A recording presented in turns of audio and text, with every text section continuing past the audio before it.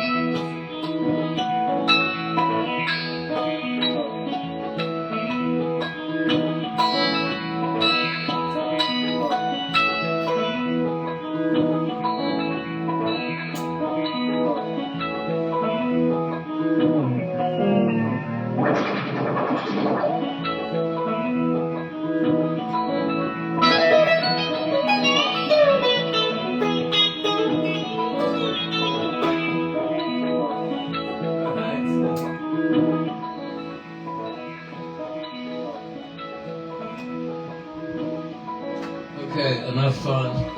Enough faldy-roll here for this evening. Caroline's in the other room. I have a destination appointment momentarily with her, but I just thought I'd play a little bit on the old Danelectro. Now it was new 3 weeks ago, now it's old. I think I'm breaking it in. I love this guitar. And thank you, Matt Brewster at 30th Street Guitar, who's actually now at 28th Street, for doing a repair job on it. And now he's got a Teisco that my friend Tim Lidgate sent me, this Mexican weird guitar. I can't describe it, but I'll be playing it once they iron the bugs out of it. And won't this thing ever end?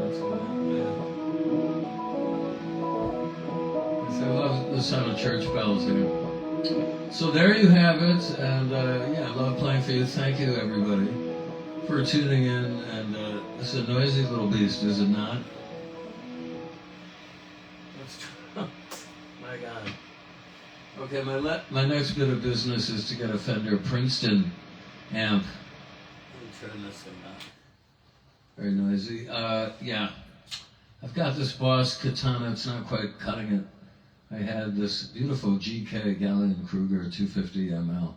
Years and years and years, what they call a lunchbox amp, but it became out to lunch, so to speak, after I blew it out. I blew it out a few times, once jamming at the Cooler, the legendary club on 14th Street, aptly named because it was in an old meat locker in the meat district, meat market.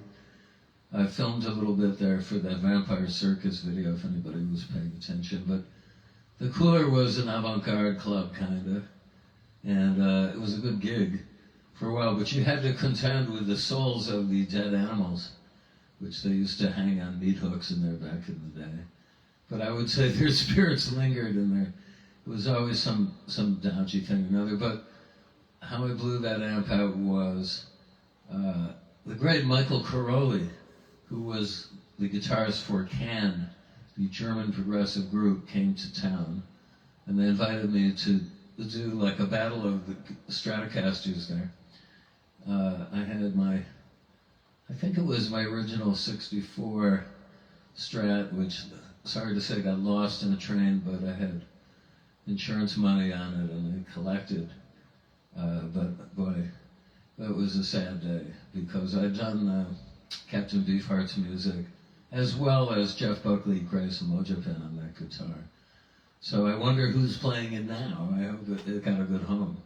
But it was lifted off the train. It's kind of a funny incident. I was in New Haven visiting a friend and was very tired. It was about 7 o'clock. And I was inside this train ready to roll from New Haven to New York. And all of a sudden, a fire on the track billowed up, smoke billowed up into the compartment and the PA crackled, and they said, everybody off the train, there's a track fire, there's another train across the tracks that's going to New York, everybody off, get on that train. So I went running out of there, and like a boneheaded idiot, left the guitar up in a soft case in the rack. Got on the other train, the doors closed, and suddenly I was like, no.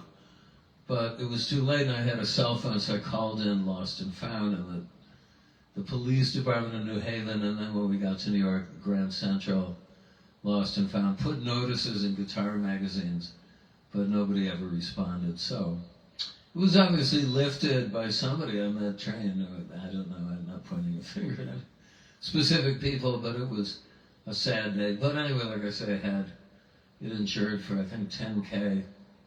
And I filed the insurance claim, which I would urge any possessor of musical instruments of any value, sentimental or otherwise, to insure their instruments. A good company is called Musical Instrument Insurance, yes, very clear cut. So I filed a claim, and a couple of weeks later I got a check in the mail, and out marched 10,000 Iron Men, which made me happy, and then I went and looked around. I went to a website for Rumpleseed Music up in Ithaca, New York, who are purveyors of fine, rare guitars. And I got this 66 Strat, pretty vintage, I mean, all original parts, and but a refin into this weird seafoam green, but I like that because of the Jeff Beck connection. It's a rosewood Strat, so I've been playing that ever since, and it does just fine, but I miss that old guitar. What can I tell you? The old guitar, by the way, I acquired for a mere $200. Yes, in 1974 from what I guess was a hot guitar ring under the aegis Guitars Unlimited. They put flyers up all around Connecticut, specifically in New Haven. And I contacted them, and I got also for another $200 a 66 reverse Firebird with very powerful PE90 pickups, which is in the closet. I don't take it out too much, but when I do, it really kicks. It just feedbacks of its own volition without any pedals. Very, very powerful pickups. But it has a weight problem, I find, really endemic to Gibson electric guitars, specifically Les Pauls, and probably Flying V's, though I don't have much experience playing them, but for sure this reverse Firebird, it just is bottom heavy and thus cumbersome for me to play. The Strats are much more to my liking, aesthetically, weight-wise, and otherwise tonally. And so that's what I'm playing, except now I have this Danelectro, and soon this old new Teisco, once that gets fixed. So we'll have to see what that sounds like. But again, just circling back, I'm going to get a Princeton Reverb sooner than later. I had one for years that I acquired in New Haven. I had it in New York for some years. After Beefheart, I would turn it up, and it lived over here in this cabinet. And then one day, the Knitting Factory opened up, and I liked those guys a lot, specifically Michael Dorff. And I just thought, to be a charitable guy, so I donated my guitar as a house amp to them out of love. And when you know it, it was ripped off, as was quite a bit of gear, out of the old Knitting Factory on Houston Street. Houston Mulberry was their first place of abode.